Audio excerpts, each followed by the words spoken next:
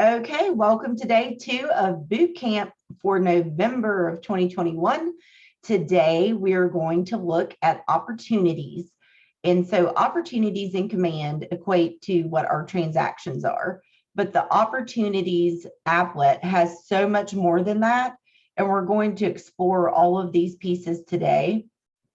Plus, we're going to spend the second half of the class just going through doing an actual opportunity from start to finish and what that looks like.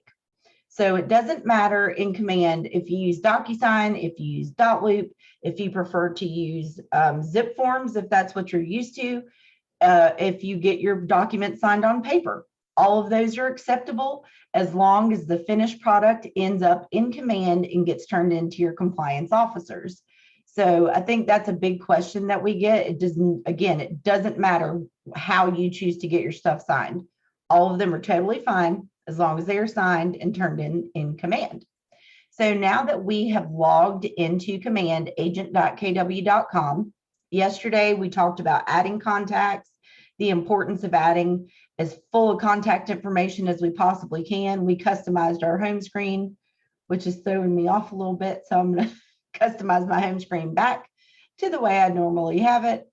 And then we are going to look at opportunities. So yesterday when we looked at contacts, we showed that you can start an opportunity directly from a contact. So one question that I get all the time is, well, when do you start an opportunity? That's really up to you and your business. So I'm going to go into the opportunities applet so you guys can take a look at that. There are different schools of thought on this, and none of them are wrong, okay? So some people choose to start them in this cultivate period. So the cultivate period is supposed to be like, I've met this person, maybe they said they do want to buy, but they can't buy until January, or they can't buy until the spring. You could still create an opportunity for them and put it into the cultivate phase. So there are 5 phases on each of the pipelines, listings and buyers, and also leases if you're crazy enough to go into the wild world of leasing and property management. But the phases are unchangeable. So we have cultivate, appointment, active, under contract, and closed. Those always remain the same. However, within those phases, we have unlimited number of stages that we can customize to our business the way that we like to work. And I will show you guys exactly how to do that. So I know we had a few people join us a little bit later. For the beginning of the class, we're going to go through the opportunities applet and what all is inside of it. And then for the second half, we're going to go through an opportunity from beginning to end so that everybody gets a chance to see how that works. So we have clicked on our opportunities applet. If you are on a team, if you're the rainmaker, you will always see your team name first, your agent name second, your all opportunities tabs, and then you have all discussions. If you're an individual agent, you will only see a pipeline for your name. So just remember that a team includes being in productivity coaching. In the productivity coaching program, you are on what is considered to be a team in command so that your productivity coach can look at your opportunities and answer any questions for you or help you facilitate anything that you need help facilitating. So when we talked about contacts yesterday and the need to move the contact to the team, I want to touch on that really quickly. So you can see I'm under my individual agent pipeline. If I go to create an opportunity and say it's a listing, I'm going to type in a client that I know is on my personal side, right? So there he is, he pops up. I can go through and add all the other pieces of my opportunity. However, if I go to create an opportunity on my team, that contact is not on my team. So if I go to do that on my team side, and I type the same client, you're going to see that that client shows no options. And that is because that client would need to be moved over to the team in order to create a team opportunity. So I get asked that question a lot. Wanted to make sure I touched on it. If you ever have questions about it, please feel free to reach out to me. And also don't forget answers.kw.com has lots of answers for you. So move contact to team. Change the account a leader or contact is worked in, team or personal. And this shows you all of the steps to make that change. So if you ever have questions, don't hesitate to ask. I'm here for you. Okay, so I just wanted to touch on that. So that's the difference between your team pipeline and your individual agent pipeline. Then you have this all opportunities button. So when you're here, you can see all of your opportunities, whether they're under your personal side, under your team side, if they're archived. All opportunities will show up here, and they are searchable by address, opportunity name, whoever the assignee is that is working on the opportunity, or you can search by the contact. We have a nice filters button. So as you continue to have transactions, then you can filter through if you need to look up something specific. Okay. And we have our all discussions button. So if you're going to have chats with your team on different opportunities and the status of things happening, you know, the home inspection was completed, due diligence repair request was sent, whatever you need to update your team on, you do have the ability to chat within the actual opportunity. So that is where these will show up here. So let's pop back to this view. These pipelines here are showing your potential and probable income. These are based off of metrics taken from the MREA. In the cultivate phase, they're saying you have a 5% chance of closing that deal. So potential income is all volume in all phases of that particular opportunity pipeline. So if everything closed for 100% of that estimated number that you put in there, it is going to populate your potential. That is up to you, Julie. That's a great question. Julie asked, should all deals go under the team? So that is totally up to the rainmaker, right? If you want the deals to populate towards team production, they need to be under the team. So that is how that works.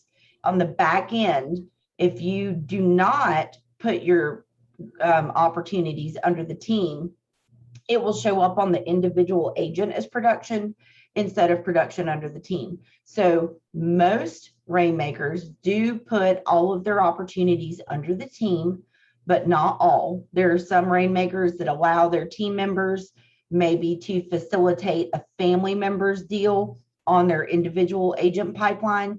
That is completely up to the discretion of the rainmaker, and that is a fantastic question.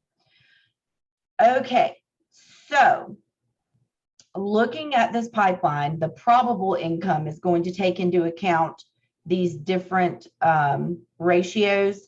So 5% here, 7% here. I think this pops up to 20% and so on and so forth until you close. That is what's populating your probable income.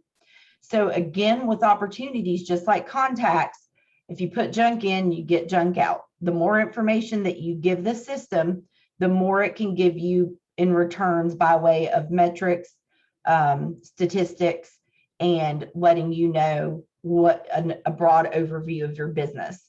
So you can see it will populate an average time spent in the cultivate phase and the appointment phase and the active phase. And then down here at the bottom, we have the ratios. So listings, we have 15 total, probable income of $47,000, potential income, which is that total, is $114,449. So we can see a breakdown this way. This is showing us all opportunities. We can switch this over to listing. and we can switch to buyer, landlord, and tenant. Okay, Julie, it says if you have some under your individual agent pipeline and you want them under your team.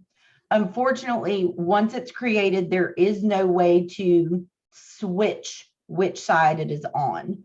So you will just need to create a new opportunity under the team pipeline and archive the original opportunity that was made under your personal pipeline. So I hope that answers your question there. You guys keep those questions coming. That's what this is for. All right. So broad overview, then you see a list down here. Let me move my Zoom bar of what is closing this month. What is the volume? What would your commission be? And what is the closing date? So you see this down at the bottom, right? So any questions just on the broad overview of the opportunities applet? Everybody feel comfortable here? Fantastic. So let's talk about these stages within our phases. So I can click on any phase. I'm going to go ahead and just start with cultivate. For my cultivate, I have first met, nurture, and that they're ready to sell. This is on my listing pipeline, right? So I can edit these stages with the button up here in the upper right corner. So maybe I find out I need to add another stage to this phase. I can click the add stage button and give it whatever name I want it to, give it a probability that I think would be beneficial. And I can add checklist items here. So I'll let you look at checklists. First met. Here's my checklist items. I want to obtain their phone number, obtain their email, friend them on social media, add their home address and or desired locations to command, maybe drive by and grab a front exterior of the home if possible. And then I want to make sure that I add them to the monthly neighborhood nurture smart plan so that I do have a touch going for them automatically, right? So these are the things that I want to get done when I add somebody to cultivate first met. Now, again, there are some folks that do not add in their opportunity until they're ready to list or ready to buy. And that is perfectly okay, right? That our businesses are our business. We're independent contractors, so we can run our businesses the way that we want to run them. Cultivate is great. I met a person or heard a person speak, I think it was at Mega Camp, and he uses command at a very high level. His goal, granted he has a huge team, was to always have 100 people in cultivate and listing and cultivate and buyer. So that is 200 people total that say, I'm raising my hand because I want to buy, sell, or invest in real estate. It may not be today, it may not be next week, but I do want to do it.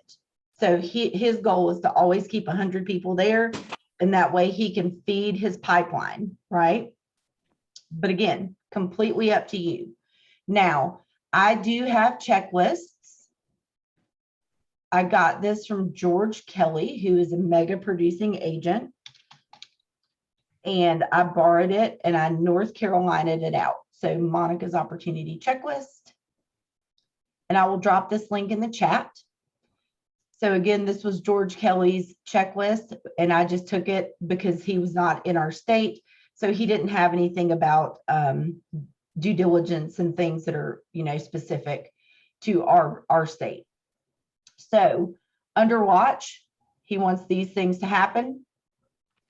Under nurture and cultivate, under hot, or mine is ready to list, right? And then under appointment, so this checklist runs through everything that I could think of. That doesn't mean that you won't think of more things, right? But I will share this checklist. And then we also have the buyer checklist, right? So with a buyer in the watch phase, you're checking all these things off. And so the cool thing is, let me go ahead and share this and drop it in the chat.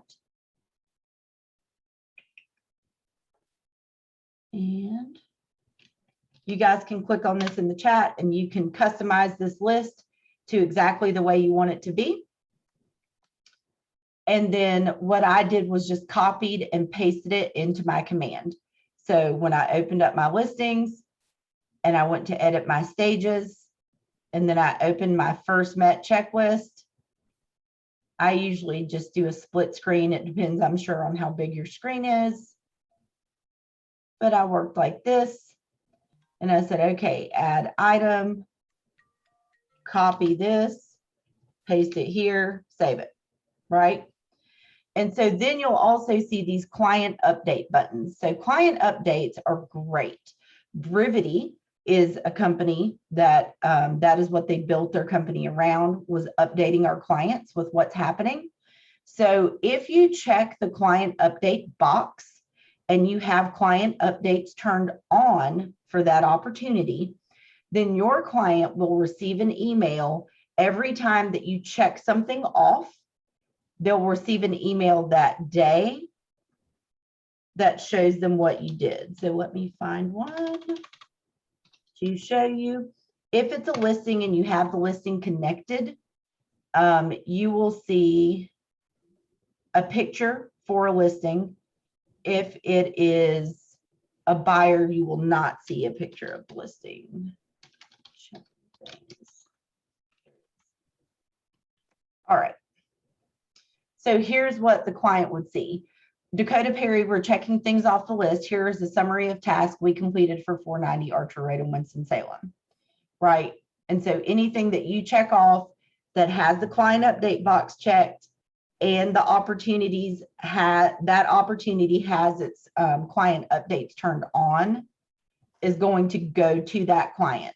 So just make sure if you check the client update button that the verbiage matches what you would want the client to see. So from my side, I might be okay with, for example, let me go to active, go to edit stages. Again, that's where we go.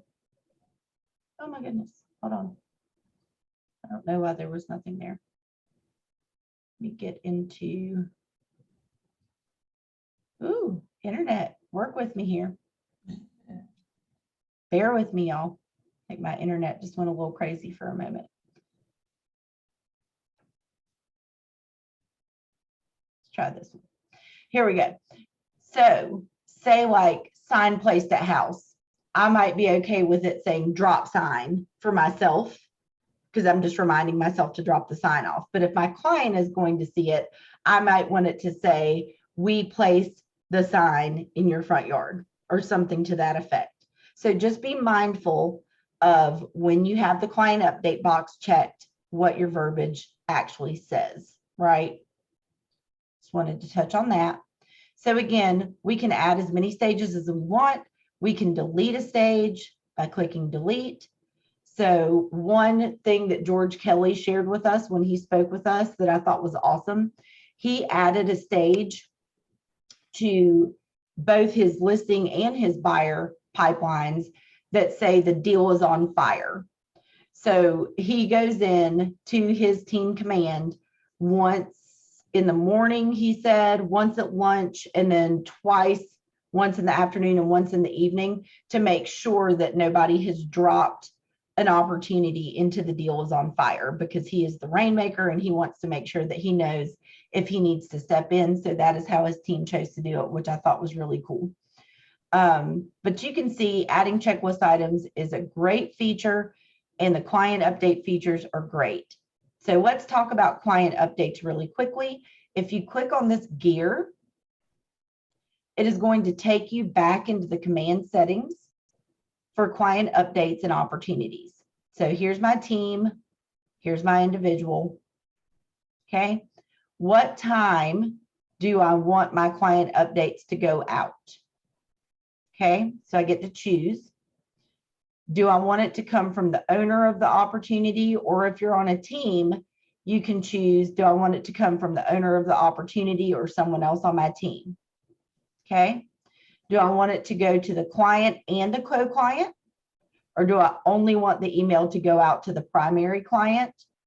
Do I want to send it to assignees on the opportunity? So that could be your transaction coordinator if you have a team. or the person that's working the transaction? And do I also want it to go to the owner of the opportunity, not the property, right? So that would be the rainmaker. And then I also get to see a preview of what that email looks like, but I did show you guys one of those. So again, if it's a listing and you have the listing connected, they will see the image of the property. If it is a buyer, there will not be an image there, okay? So you can choose when you want these to go out, and then click Save Changes down here in the lower right corner, and it will send out that email showing anything that you checked off for the day. If you didn't check anything off that day, there will be no update, okay? So the cool thing is that yes, it takes time to set up these checklists, and once you have them set up, no matter how many opportunities you make, if I take this opportunity, which is currently in staging, I can open its checklist. I can check things off, right? If it's in a specific opportunity, right? So I set up the checklist for all opportunities that enter that phase and stage. But once it is in an actual opportunity, so that means I've clicked on the checklist from an actual opportunity. If I'm on a team or if I'm an individual, I can set due dates, right? And times, like so. Or if I'm on a team, I can even assign this task to somebody on my team specifically, which is nice. And then as I check them off, you'll see my little progress bar going up.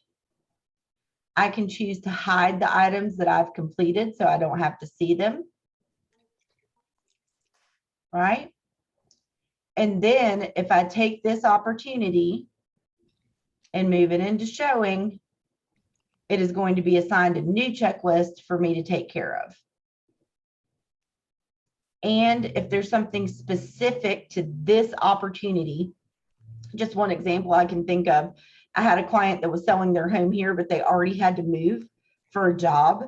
So he asked me to make sure that the grass got cut every so many weeks because it was in the middle of spring. And so that was just specific. That's not something I would normally do. That was just specific to that transaction. So I would be able to add that item for myself just to this specific transaction, you know, get the grass cut, set the due date, say I needed to do it on Friday, then I could set it for myself, and I could even choose to let him know that it got done with a client update. Okay. So just some cool bells and whistles that we have here in opportunities. So that kind of covers our checklist. If you ever have any questions, I do teach a class just specifically on checklist. So feel free to check that out on YouTube or check it out the next time that I teach it. I will be happy to go over that with you guys in a one-on-one also. But checklists are definitely the most underutilized piece of opportunities. If you do not like this card layout, if you've ever used Trello, that's what these cards are very, very much like. If you're not a fan of the card layout, you can also go into a list view if you prefer that. So you can still pick them up and drag them around, but they're just laid out in this list view. So if you like that better, you are welcome to use that as well. And so cultivate, I've got 3 stages, sorry. Under the appointment phase, I have 3 stages. And you can also see these tags. These are great as well. You can choose to set these up as you're creating opportunities, or you can go back into your settings and set up opportunity tags. So I feel like these are really good because they have high visibility when you're in this card view or the list view, really. So I've chosen to use mine for what type of deal is it? Was it a referral? Is it a luxury purchase? Are they downsizing? Are they upsizing? Are they first-time home buyers? Who is helping me with this transaction? Who's the closing attorney? Who's the lender? Who is the home inspector? So you can see I've used these different tags, which are great from this view specifically to see what's happening with this specific opportunity, right? So that's really great too. Under active, I've added a few here. So I have staging, showing. I created one for open house, and I also have one for negotiations. Under contract, I changed mine to due diligence because we're in North Carolina. And I've got a pending and a clear to close. And then under closed, it will hang out here for about 15 days. And then it will default back to being listed under all opportunities. So don't expect to see a closed opportunity hanging out here for very long. It is just going to default back here into the all opportunities tab where you can look it up at that point. Good deal. Quiet group. Does anybody have any questions? Awesome. Cool deal. Okay, so let's get into looking at specific opportunity. Okay, so I'm going to open this one up, for example. So opportunities have lots of pieces once you open them up. So remember, Command is a very large system that is replacing probably upwards of 20 different systems and connecting them all together into one, right? So that stops you from duplicate, triplicate, quadruplicate entry of data, which we have had to do in the past. So I'm just in a listing as an example. You can see my 2 clients that are selling up here at the top. You can see the listing because I added it in. This is the address of the listing. We are in the opportunities details tab at this moment. So each opportunity has a specific ID. So if you ever need that opportunity ID, it is located on your details tab in the upper left corner. I'm going to move over to the right. The lost opportunity button is to be used lightly. So lost opportunity just means, like, if it was a listing and it expired and the seller was like, I'm not relisting with you, then you lost the opportunity, right? So that is the only time that you would really use that. You don't use it on a regular basis. Nisi, go ahead, honey. Okay, you said each opportunity have its own ID number. Mm-hmm. So what if I somehow or another put the same person name in there a few times? Will so all of their names will have the same ID number? No, if you created an opportunity more than once or more than one opportunity for the same people, each opportunity has its own ID number. So how will I make sure that I put all their items up under one number? So if you ended up with multiple opportunities, so say that, I had this one, but I accidentally created this one down here, I can just click these 3 dots and archive this opportunity and click archive, and it'll just go away. And then I know that I just want to work in this one. Okay, thank you. Does that help? Yes, thank you. Great, perfect, great question. Okay, so let me pop back into this one. Okay, so you can see under the details tab, you have lots of information here. And again, the more information that you put in, the more information that you get out. So tracking is a huge part of our company. It's a huge part of the Millionaire Real Estate Agent. So you can see an estimated closing date. When did I schedule the appointment? When did I go on the appointment? Did I get them to sign the listing agreement and or buyer agency agreement at the appointment? When did I win the agreement? When did I write a contract? And when is the closing date, right? So the more you put in, if you look here, the more you're going to get out. So volume, average time is 42.9 days. Volume, average time spent in this one is 113 days. Your potential and probable income gets populated by this. Plus, as you progress, you're going to see, okay, it takes me this much time to get somebody from cultivate to appointment and this much time to get somebody from appointment to active. And for every appointment I go on, I land 75% and make them active clients, right? So those are very important metrics for you to keep track of. So that's why it is so important for us to try to add as much data as possible here in this details tab, right? Up here is where we can put our property information. Now, say this was a buyer, right? Let me get into a buyer. Let's say this was a buyer and they were buying 4238 Salem Springs Court. And we went into due diligence and we got the home inspection and they found out it was going to need a new roof and a new HVAC, all with maybe 5 years of their purchase. And they were like, I just can't afford to do that. And the seller was unwilling to make any repairs, right? If they fall out of due diligence, you do not, I'm going to repeat it, you do not create a new opportunity. If they're going to make an offer on a new property, you do not create a new opportunity.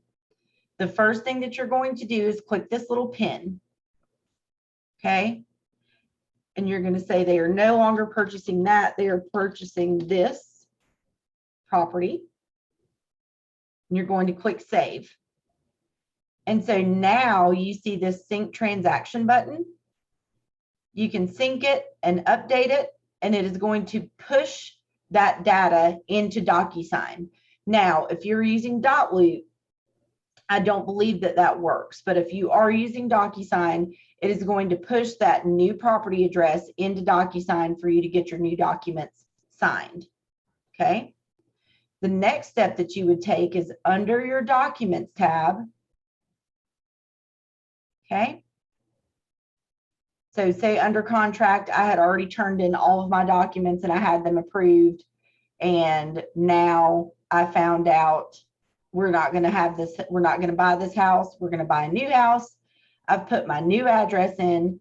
I'm going to come up here to where this says under contract, drop down, add version, and I'm going to say new offer on 600 quarterstaff, or however you would like to name this.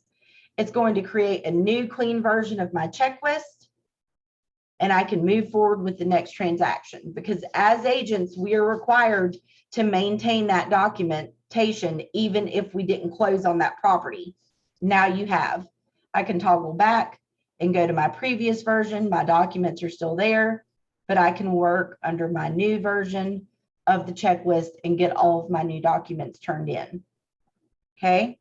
So again, if a buyer does not proceed with the property, that is not a lost opportunity, and you do not create a new opportunity. You simply add a new version of your checklist. Vice versa, on your listing, you get an offer, you get into due diligence, they pull out or you pull out, then you can do the same thing with the listing under contract folder. Just create a new version to maintain your old versions of your documents, and then you have your new versions. Does anybody have any questions on this? I get asked this a lot. Anything at all? Okay. Cool deal. All right. So we've looked at our details tab. This is where your custom tags can go. The buyer profile, if this person has an account with your agent website, which we will discuss tomorrow. I'm going to go to my agent website quickly so you can see. Our websites in our mobile app have a guide. Let me see who I'm logged in as. Let me sign out and log in as somebody that I know has. Hello. Oh, did somebody say something? Hello.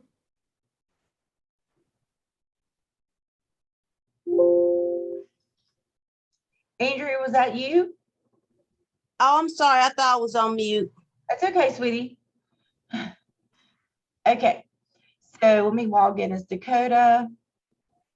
All right, so you can see at the top of this, if your clients are logged in with an account on your agent website and or your mobile app, there is a guide. Okay. There's a buying guide and a selling guide. So this guy has already gotten pre-approved. He's started his search. He's toured homes. He's made an offer. And now we're in the execution of contract. So he gets to read all of this information, right? And I did update this information for my own business. And you guys can do the same thing.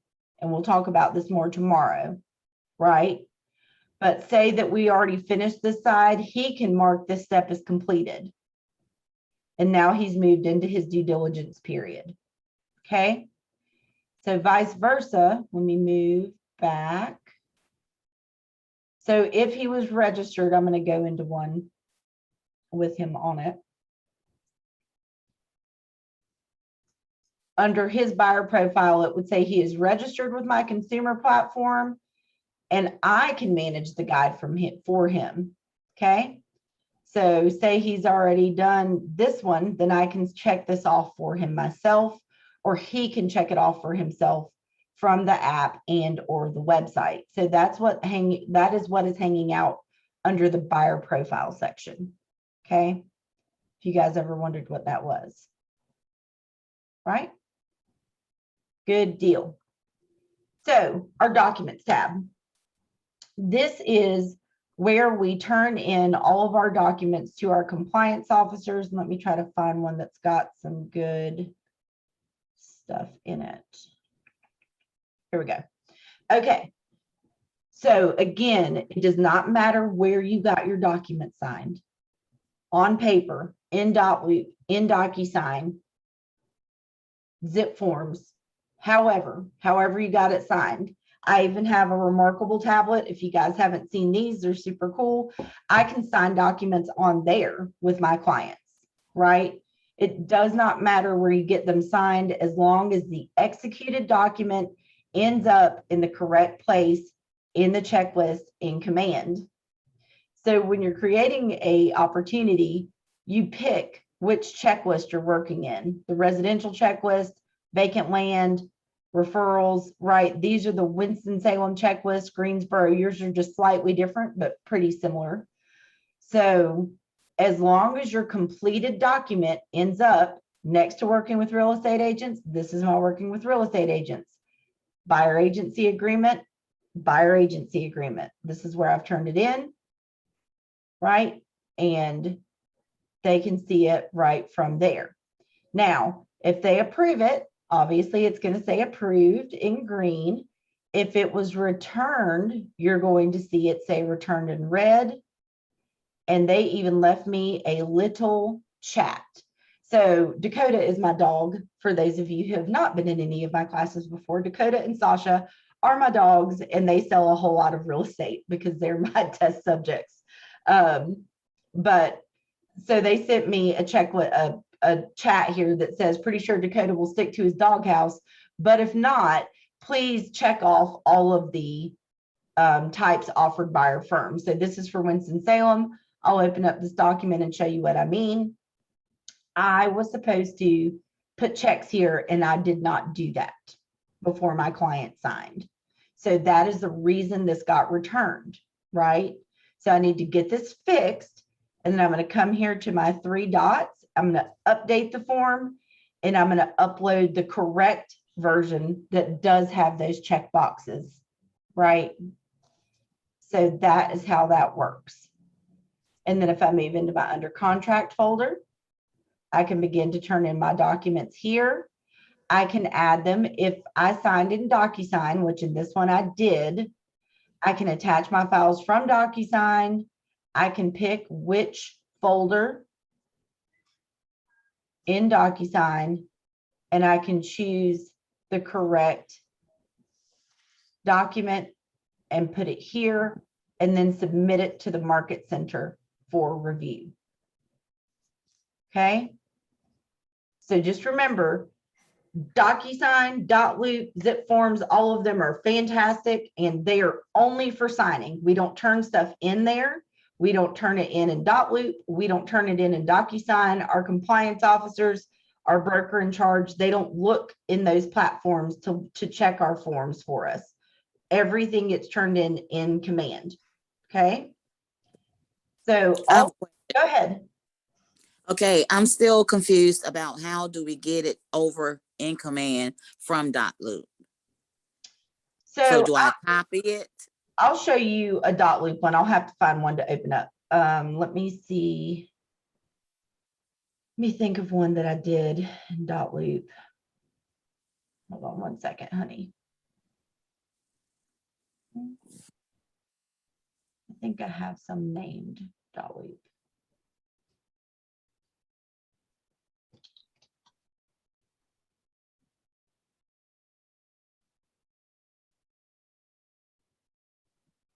Let me check this one. All right.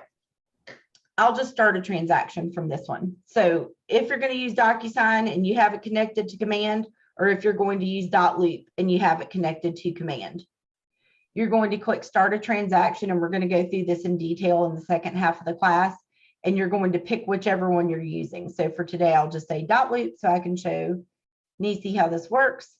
And then I will need to pick my profile and click Continue. And that is going to link this opportunity together with Command. Hold on, I might have disconnected mine. Let me just try it with this one. And try one more time. I do not use .loop personally, so I may have disconnected it, but let me double check. There it is. Okay, so now that I hit that button, right, I can click Go to Transaction, and it is going to open up my .loop.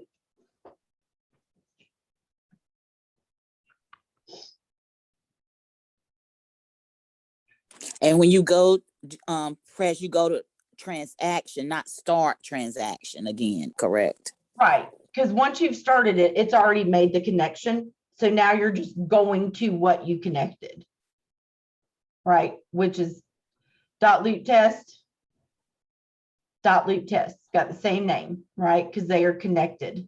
So now I can come in here and I can get my exclusive right to sell, and I can get it signed.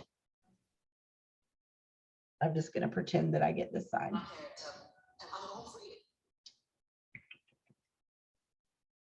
Cool, cool, cool. And I just want to get this signed real quick so that you can see it.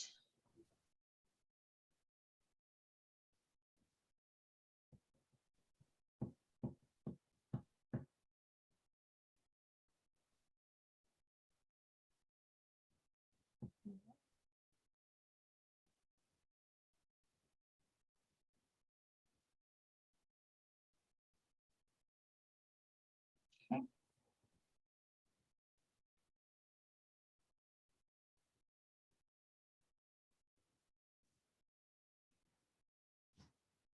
Through this thing. Probably should have picked a shorter form, just saying my apologies. There we go. I'm going to say I'm finished. Okay. So let me close this out now. Refresh this.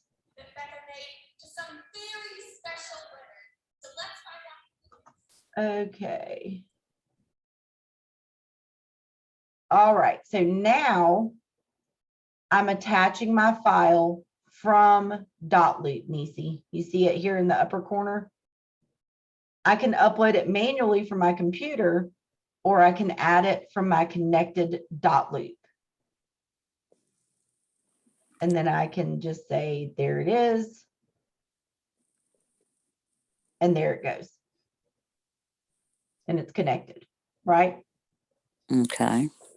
That is how you do it. If you don't make the connection though, from Command to .loop or Command to Docusign, you can't do that. And you also, did you add the add new custom folder? Is that the button that you had pressed to the left? No. So you're only, the listed folder is where you're uploading all of your listing documents. Your under Oh, okay. contract folder is for I the just seen the green contract. like highlighted. I thought you had highlighted that one. Okay. No. The custom folders though, like pre-approval letters, seller net sheets, you know, some companies require you turn those in and some companies don't, but that doesn't mean that you don't need to keep them for yourself as an agent. So you can add a custom folder and add all your extra documents that you don't have to turn in that folder. Okay. Keep them for your records. Does that make sense? Yes. Okay, good deal. So that's what our custom folders are for. Great questions. Okay, so that is how you would upload something from .loop. So just remember, always start with command. Always start in command, no matter which platform that you're using to sign. If you're going to connect it to command, you got to start in command first. If you're going to use zip forms to your Docusign e-signature account and nothing's connected to command, that's okay. Then you can just manually upload the forms from your computer. I'm just going to grab a random PDF and you can turn them in that way, right? So it's whichever way is most comfortable for you is perfectly fine. Okay. And the add a comment button, if you have a question, you can @ anybody on your leadership team that you need to send a message to and ask them a question. So if you're in productivity coaching, you could @ Tom and say, I wanted to make sure this document is done correctly. Can you take a look before I turn it in? And then you could send the message, all right?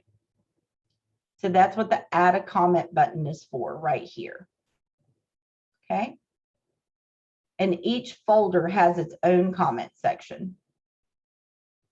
Because the goal is, as you progress through the transaction, you're going to be turning your documents in so that you're not turning everything in at the last minute. So when you list the property, add all the documents for the listing, submit it to the market center, it all gets approved. You move on to your under contract folder. You don't need to look back at that listing folder unless you had to like change the price or extend the listing or something to that effect, right? You essentially should just be able to move forward and not have to worry about the previous folder any longer. So that's why you get a new chat for each folder.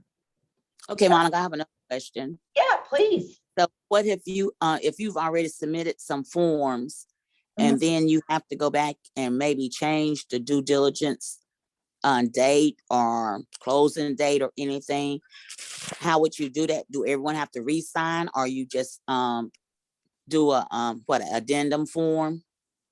It just really depends on which thing it is. So if you were, say you turned in a due diligence form and asked for them to, I don't know, do $2,000 of repairs and the seller says, I don't want to do the repairs, I'll give you $2,000 off the sales price, then you would need to attach a 4T, which can change the price on the offer to purchase in an addendum form, right? If you have to go back and actually change something on the offer to purchase, then yes, you would have to get everybody to re-sign. Especially if you're using .loop. .loop will not maintain signatures. You could, there are some ways around getting signatures and striking through and stuff like that. I'm not a huge fan of strike throughs. I think they look messy.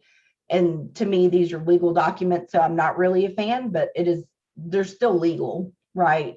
So there are different ways of doing that as well. Okay, I'll contact you later about a personal issue with the .loop, what to do for a situation.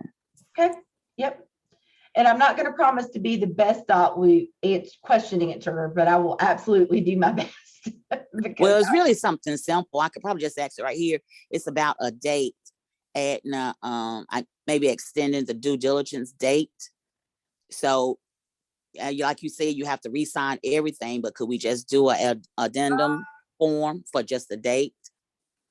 I think that there is a form that extends due diligence, and I think that might also be on the 4T.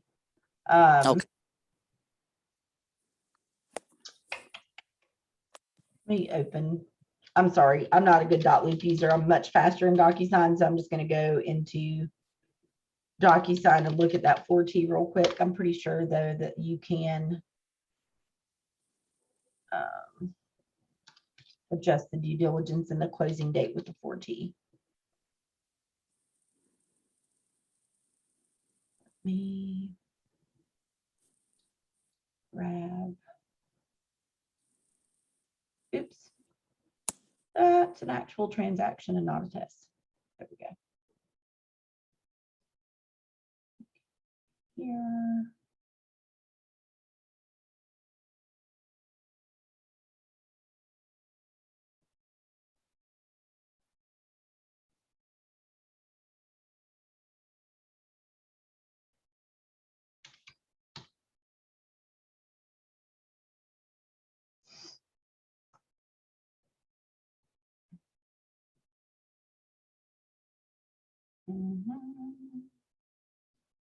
So the 4T agreement to amend contract covers purchase price, additional earnest money, building deposit, due diligence fee, due diligence period extension right there.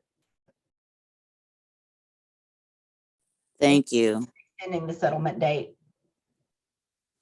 You're welcome. All right, cool deal. So opportunities obviously is a big system.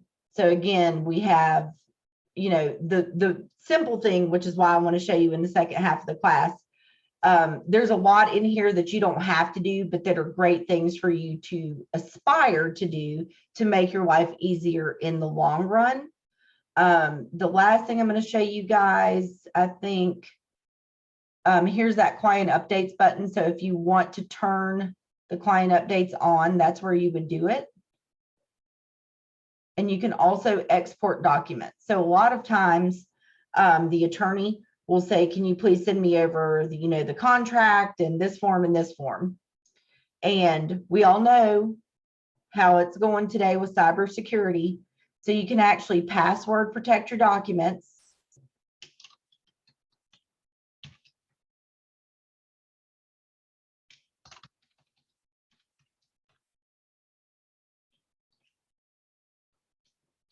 Like so.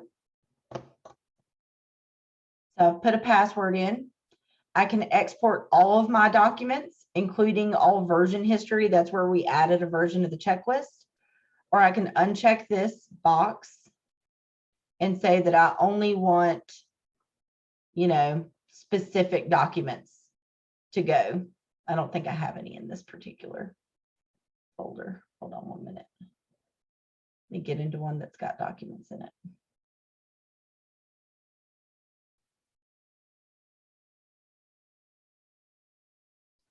So I can click this export button, password protect it.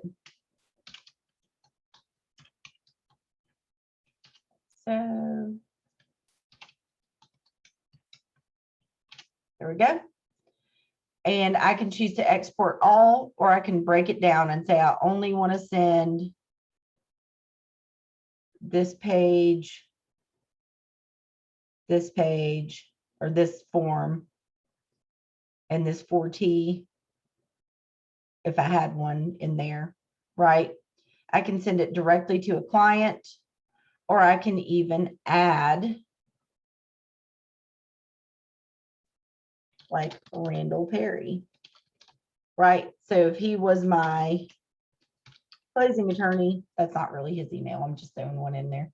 Then I can click that, and then I can click next, and I can email off these forms.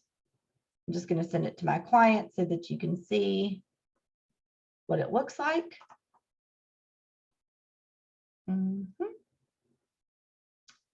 So they're going to get this first email that says your documents are available.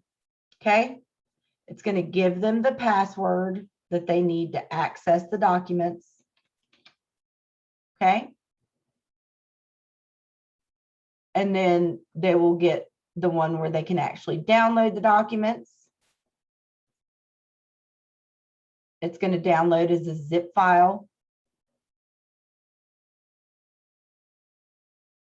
Your attorney's offices will know how to open zip files. And when you go to extract,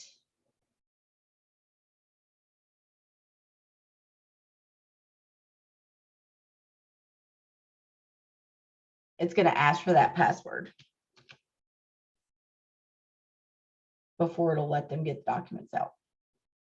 So that's how that export documents works, which is super cool because quite often we do need to export documents or send them off to somebody. Okay. All right. So any questions, comments, concerns about anything? Yeah. We went over a lot. Go ahead, Niece. You said you was gonna put the George Kelly or George his checklist in chat. I didn't see it in there. Yeah. Should have just Or showed. could you email it to us or whoever wants it? There you go. Let me drop it in there again. I think you dropped out of the call and then came back. Chat won't stay. So that's Oh fine. yes, I did. I switched over to my iPad so I could see better. You see it in there now? You should just be able to click on it. Thank you. You're welcome. Good deal. All right, guys. If no questions, let's take a 5-minute break, stretch your legs, get some coffee, do whatever you need to do. And then we're going to come back and I am going to be using Docusign. If we have enough time, I will show you how to do one in Dotloop. But we're going to create an opportunity, get some stuff signed, get the documents attached, turn it into compliance, and then move forward with looking at the commissions tab and all of the rest of opportunities. So take yourself a nice break and I'll see you guys in a minute.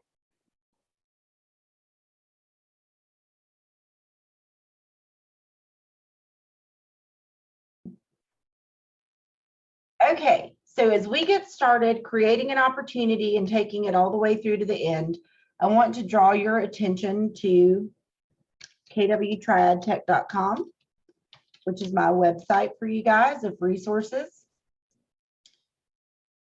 And down here at the bottom, you will see these downloadable resources. One of these is the path to get paid, which is what we are going to follow. So for every opportunity, this is your workflow. You're going to enter a contact into command. When they decide to buy, sell, or invest in a home, you can create an opportunity for them. If it's a listing, please make sure to put the address in the opportunity name. If it's a buyer, you may not have the address yet, and that is okay. Just please come back later once you do have an address and add it to your opportunity name. This makes it a lot easier for our MCAs to find the opportunity when we turn in our closing check. So just make sure that you pay close attention to that piece. So once we create that opportunity, we're going to go into that documents tab that we were hanging out in a few minutes ago and pick a checklist type from the left-hand side. So we'll look at that here in just a second. Then if we're going to use an e-signature platform, we are going to click that start a transaction button and either connect ourselves to Docusign or connect ourselves to Dotloop.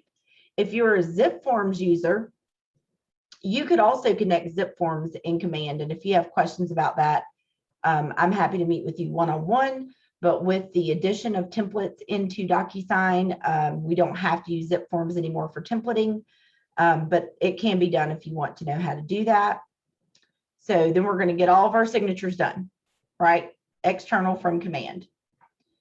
Then we're going to come back and add those documents and submit it to the Market Center. North Carolina Real Estate Commission law says that all documents that get signed need to be turned into our broker in charge within 72 hours of signature. That is not our rule. That is North Carolina Real Estate Commission rule. Okay.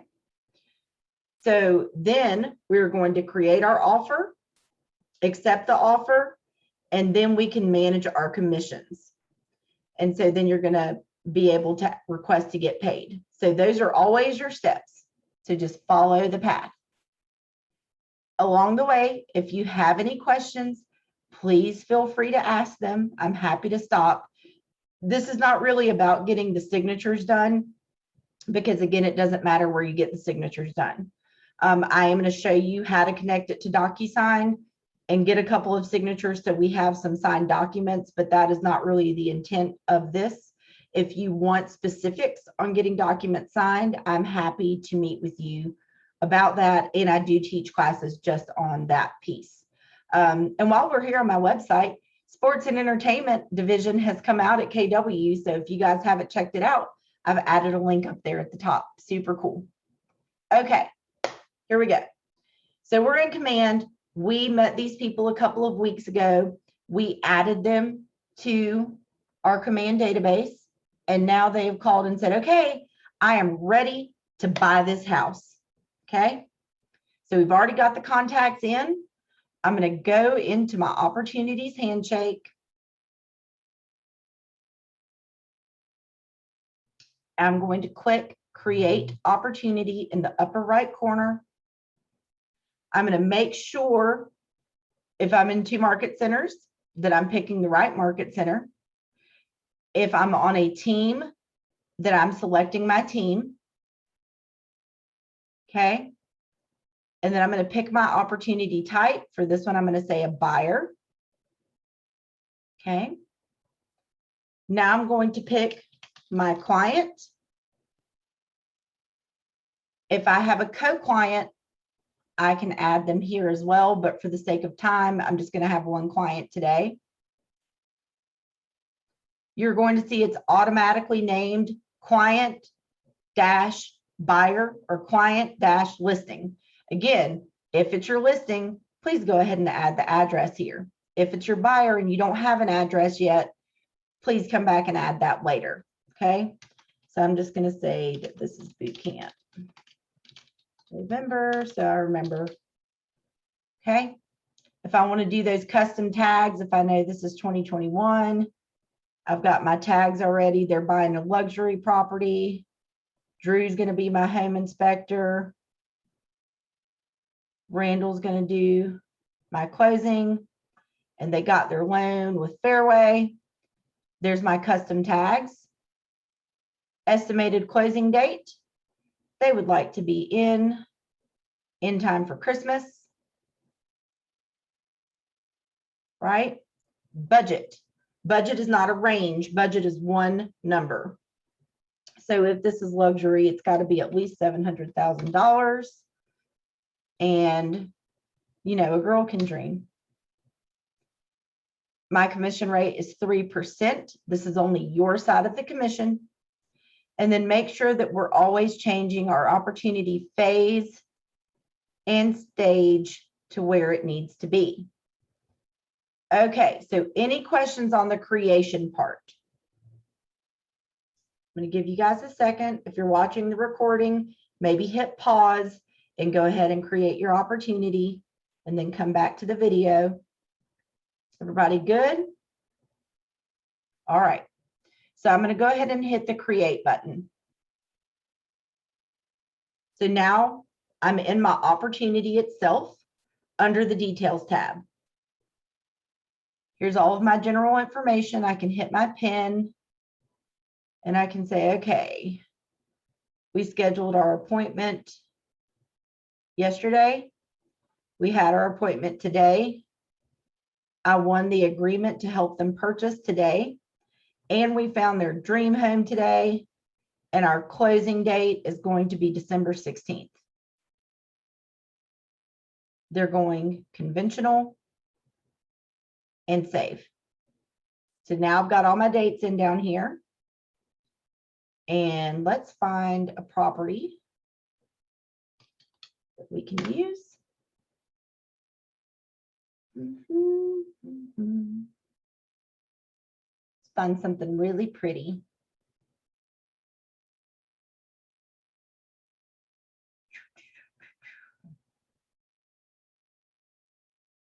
I'm going to go with This one. Okay. So there we go. Way to go, Sean and Allison DeLestard on your listing at 1025 Old Chimney Lane in King. So we're going to use this one. I'm going to go ahead and put my address in and click save. Okay. I will need my disclosures from Matrix. So here's my residential property. I'm going to download this to my desktop. I'm going to download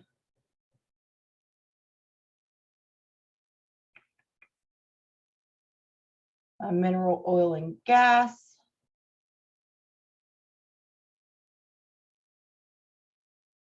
To my desktop. And now I have those ready to go. Okay. All right. So buyer profile, we discussed what that is. I'm going to go to my documents tab. So remember our checklist. We are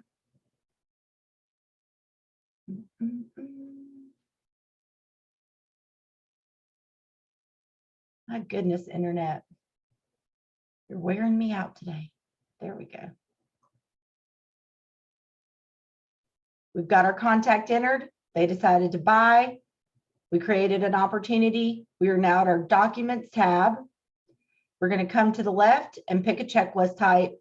This is a residential property. Okay. Now, the teal DS, those are documents in both Greensboro and Winston-Salem that I was able to automatically map to your Docusign room. So it's going to save you from having to add it. Okay. So any questions up to this point? Added my contact. If I'm getting electronic signatures, they have to have an email address. Created their opportunity with as much data as possible. Entered the documents tab of the opportunity. Picked my checklist type from the left. And now I am going to start my transaction. Okay. I'm going to do this one in Docusign. If Docusign does not open, it is because you have a pop-up blocker enabled. So check your URL bar up here at the top. You should see like a little red exclamation point that has your pop-up blocker enabled. So you got to disable that to allow Docusign to open. Going to hit continue. And now I have a Docusign room with the same name as my opportunity. And since I had already added the address already exists in Docusign.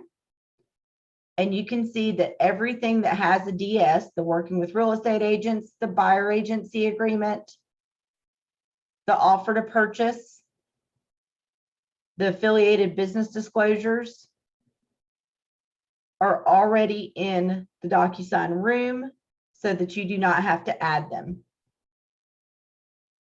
However, if this particular property needs a different form, you can always come up and click the add button. I didn't put stuff in like for a listing the lead-based paint because it's not always going to apply. I didn't want you to have an extraneous form in your Docusign room, but you can always come up and click add Docusign form and then pick the correct form. So if you're in Greensboro, you're going to see buyer packet residential and listing packet residential as your groups. If you are in Winston-Salem, you're going to see for sale by owner, buyer forms, listing forms, and vacant land. And then you always have your libraries down here at the bottom. So the NCAR is all of the North Carolina Association of Realtors forms that are available in Docusign. Good deal? All right. So in the interest of time, again, this is not about getting e-signatures. I'm not actually going to fill these forms in. I'm just going to get them signed. I'm just going to go with those three. I'm going to hit my Docusign pin.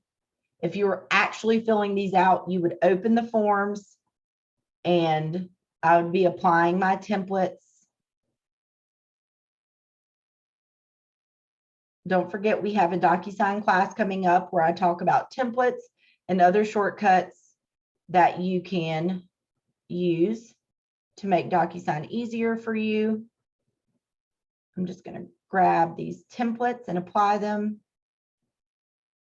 and pretend we filled in these forms. I'm going to get them signed so that we have actual signed forms. I would also need to get, once my envelope opens, always rename your envelope, buyer documents, and offer. I'll also need to upload those disclosures because I need to get those signed.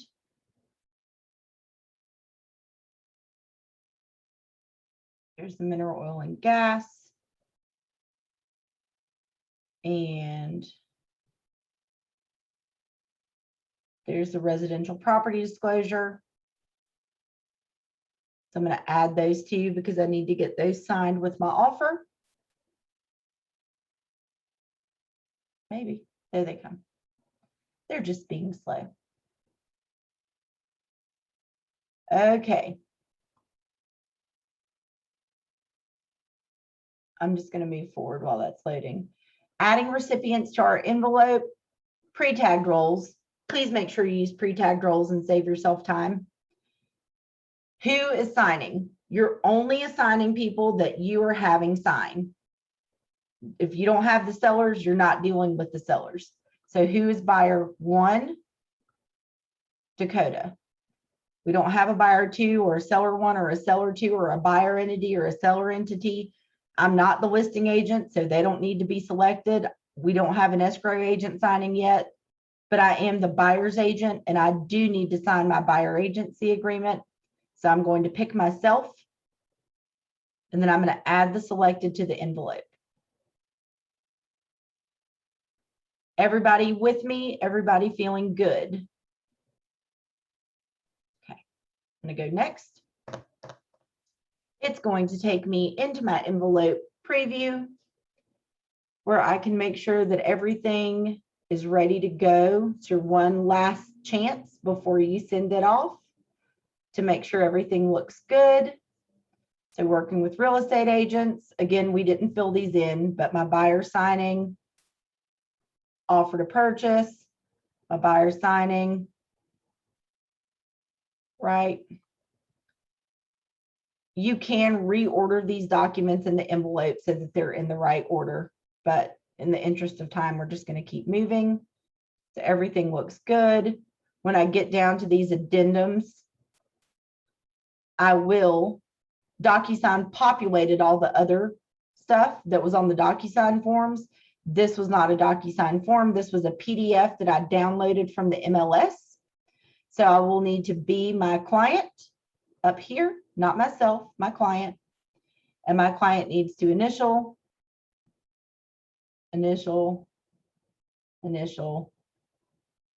right? So we'll drop all these in where they belong. And he needs to sign and date right there. Same thing with the residential property. He needs to sign and date. And I would need to add all of the rest of the stuff in. But we're going to pretend like we've already done that. And we're going to go ahead and send this off. Just looking to get some signed documents to show you guys how these work.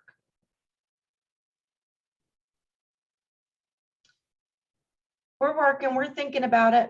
Okay, so we've entered our contact, we've created our opportunity, done our document, picked our checklist type from our documents tab. We started our transaction. We're sending our documents off to get signed.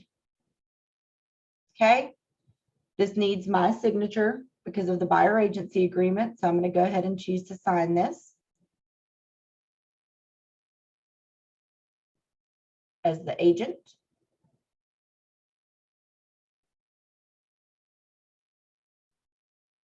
Okay, I'm finished. And then my client will receive their email asking them to sign. They need to review the documents.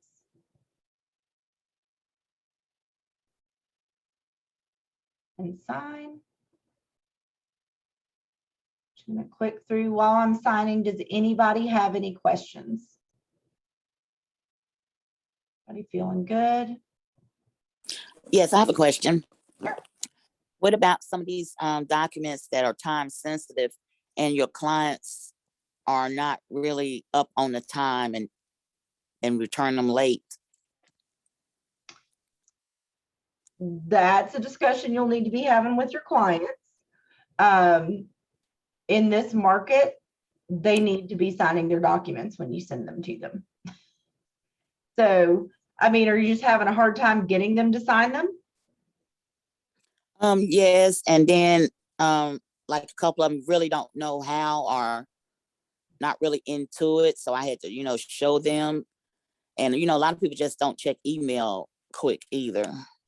I mean, anytime that I send documents for signatures, I send a text alongside or call, and I say your document, your offer to purchase is in your email.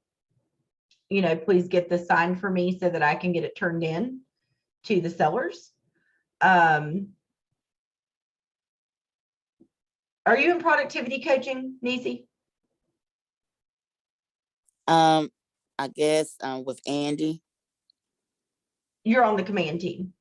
Yeah. I would just have a conversation with them about it. I mean, it's something that you'll grow into. Setting expectations with your clients. We are in a hot market right now.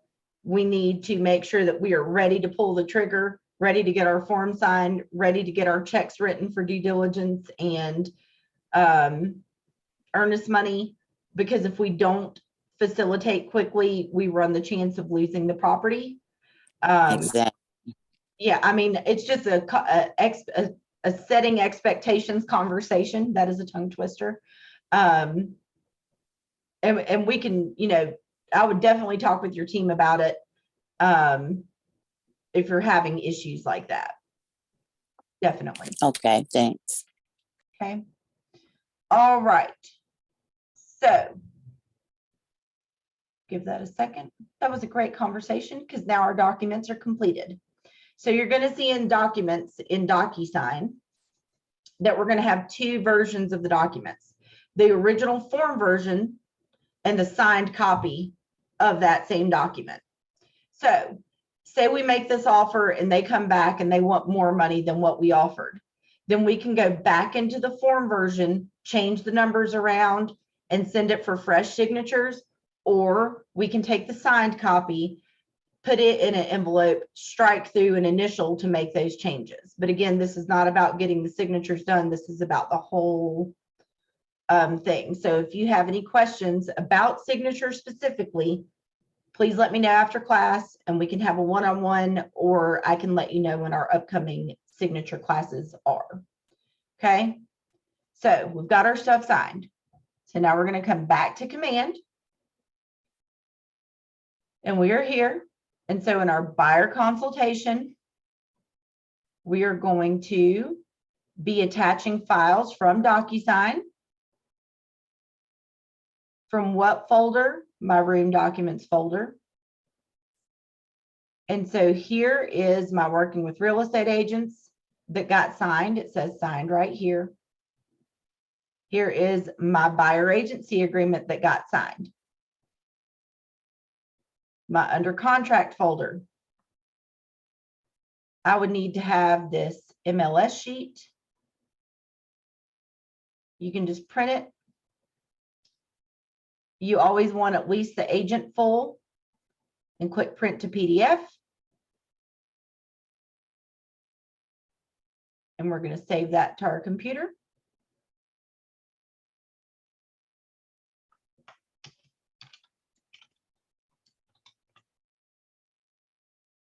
Like so. And so that goes where the MLS sheet goes.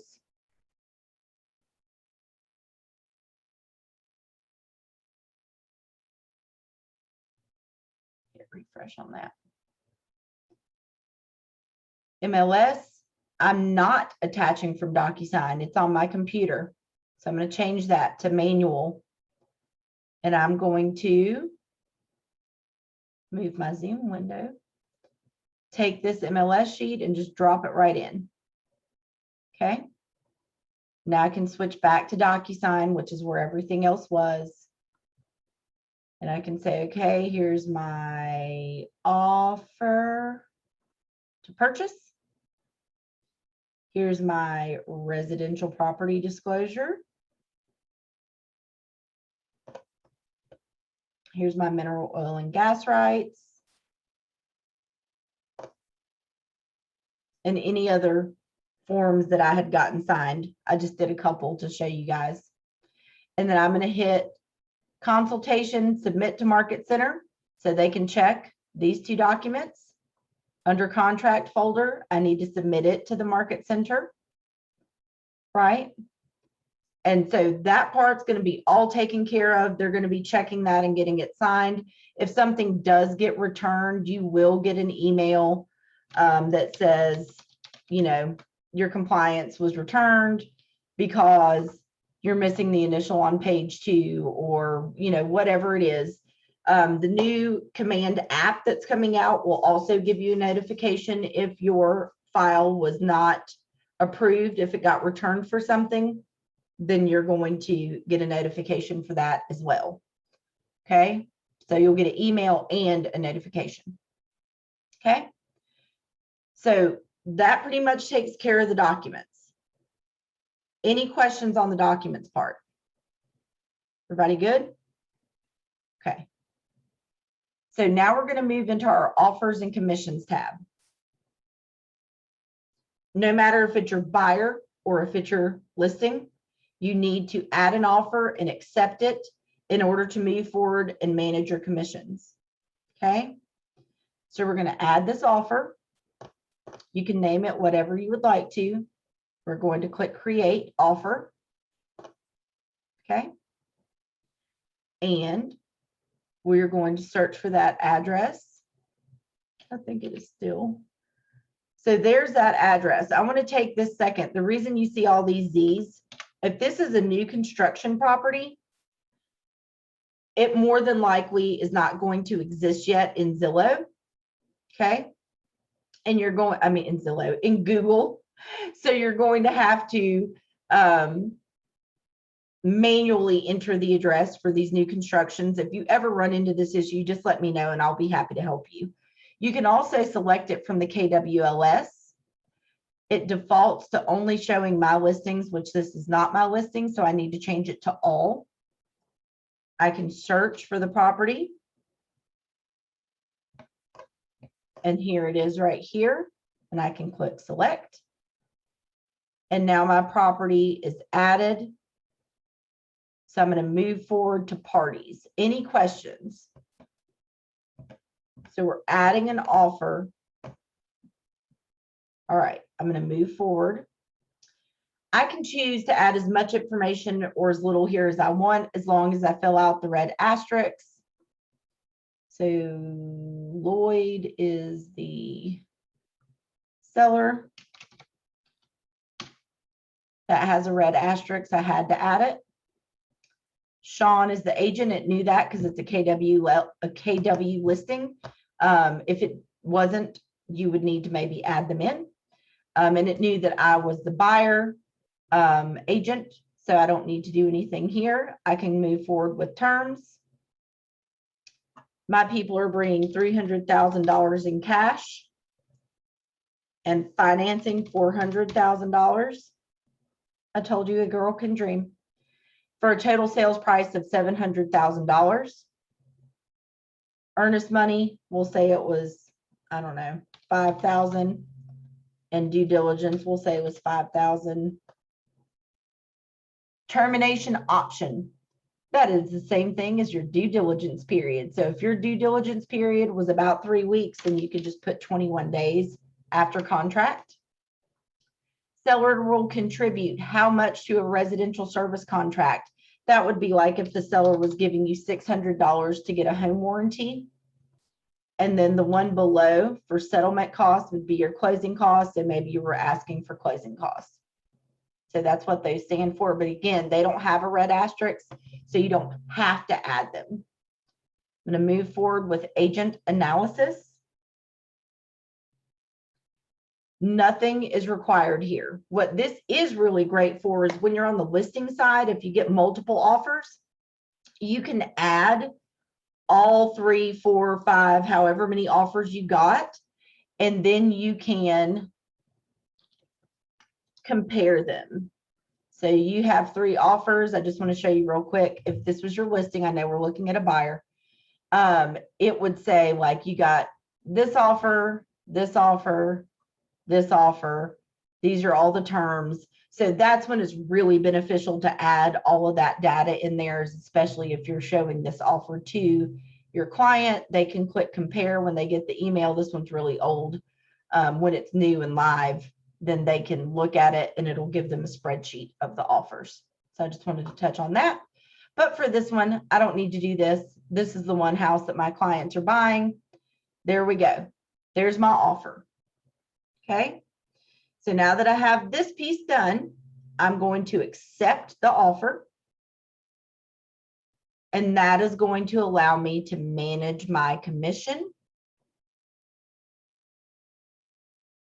Okay.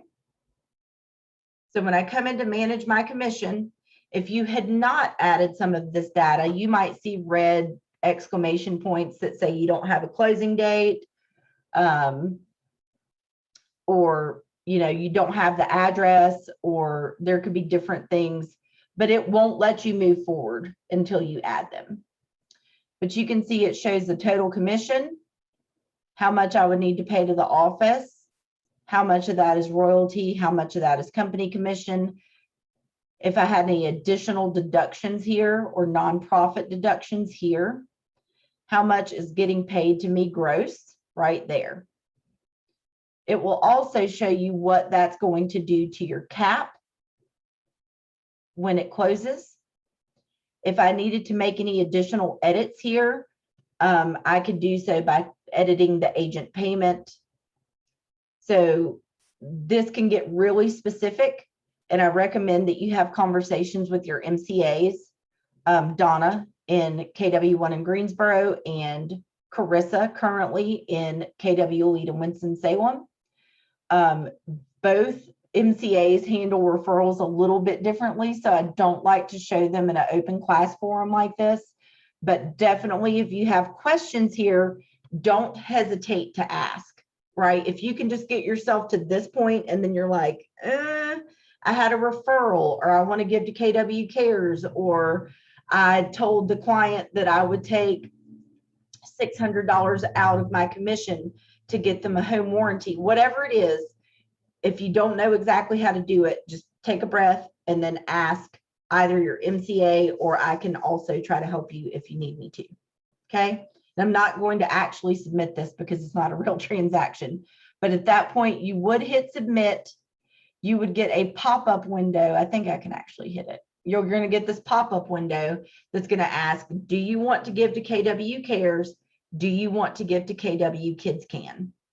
If you are a big donator to both of these causes, I know that some teams do $10 to both for every transaction.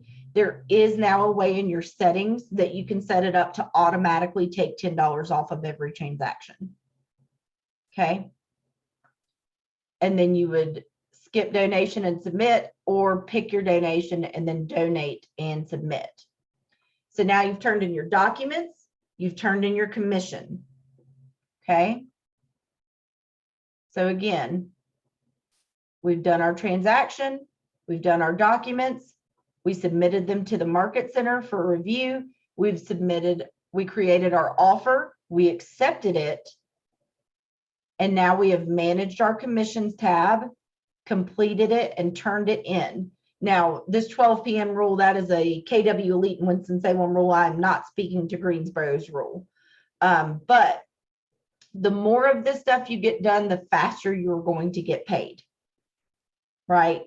So just keep that in mind. If you wait until the day of closing to turn all of your documents in, you're probably not going to get paid that day because somebody has to go through and check all of those documents, right? So nonetheless, I would hit submit here. I'm just not going to actually do that. And all of my documents would be turned in and approved. And then when I got to closing day, all I would need to do is add these last couple of things: my closing disclosure, my professional services disclosure. If I had a referral agreement, I would need to add the referral stuff here. Okay. And then once I'm confident that everything is done, I can come into my PIN. I can change my opportunity phase to closed, stage to closed. And then I would have to, obviously it's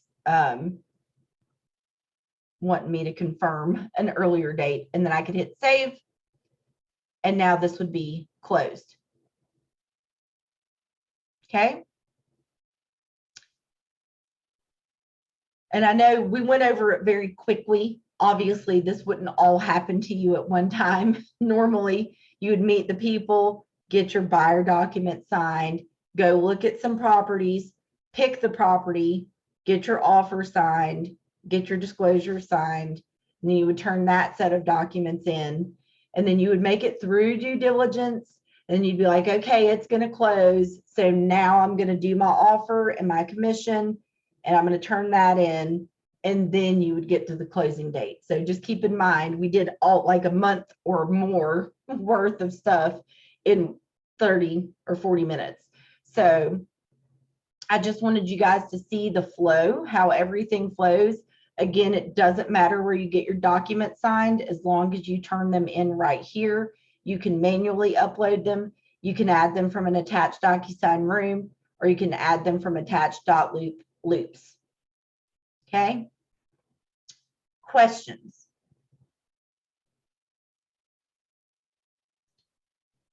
Any questions?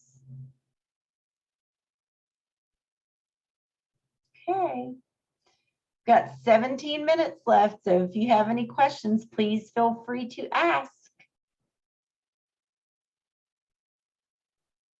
You can ask in the chat. Don't see anything in the chat. Okay. All right, guys. Well, if there are no questions, I hope that you all have a wonderful rest of your day and that this was helpful to you. Don't worry, there is a video, and I'm always here to help you facilitate this stuff. So don't hesitate. Reach out to me. Best way to get me is to text me, and I will get back with you as soon as possible. I hope you have a wonderful rest of your day, and I hope to see you back here tomorrow at 10 a.m. to go over your agent site and the KW app. All right, guys, have a great day.